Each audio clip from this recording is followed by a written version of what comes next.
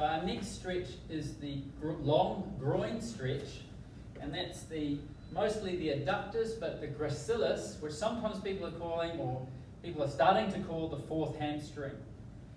So the stretch will go between the knee and in the groin. The position we start with is you can have the foot flat. It can come up on the ankle. I prefer the foot flat, but it's not a big problem. And the hips are over the knees. And then you put your hands on the ground, but still keep your hips over your knees. And you have the option of moving the support knee sideways or the other straight leg sideways until you get maybe a 4, 5, 6 stretch. Or you can go to a 7, you can just hang out there if you want to. Breathe. Now, this is a big muscle, so you can stay here for a long time. It's not 15 seconds, not 20 seconds, you can stay here for a minute.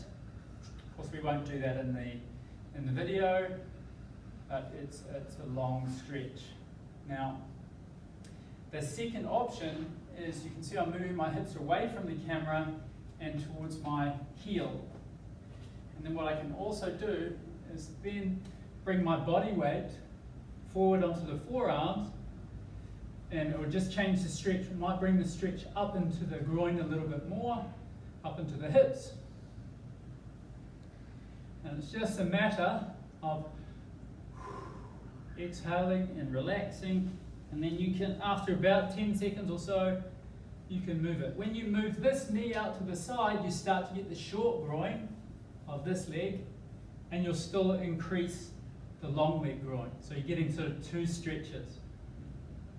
Right? And then you ask your client, or you ask yourself, well, which one's tighter? Both should be the answer. Which one's the biggest stretch? Okay? So you come out of it, I'm putting my weight forward, and I'm bend my knee, so and then push to the side just to come out of it. With the groin stretches, you sort of sometimes have to work your way out of it, because you're really, really stretching them to a long point of time, so it becomes a bit uncomfortable. So try and put the weight away from the muscles you're being stretched. Let's have a look at the other side. And through there. So as trainers, you're always looking, is the tight side tighter? Sorry, which side's tighter? And make a comment if you definitely see, or even if you think, it's a bit different, ask your client which side feels tighter. And they'll either confirm what you think, or you'll see that they don't really understand their body yet. So there's 2 things. Okay, so just finding that stretch there. So I am stretching, by the way. This is not just for the cameras.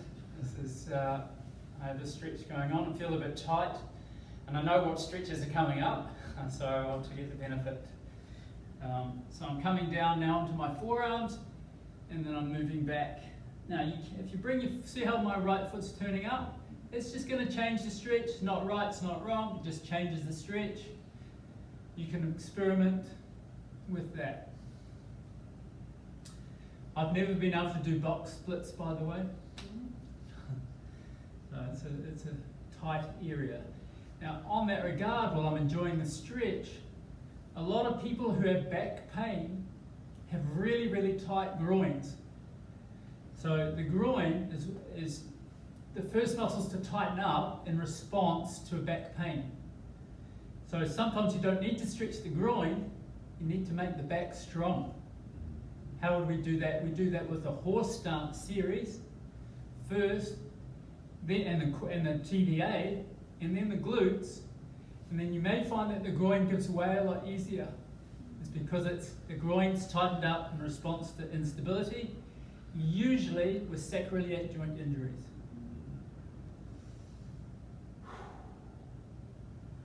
Okay, so that's the long groin, but we're also getting a short groin at the same time. Come out of that.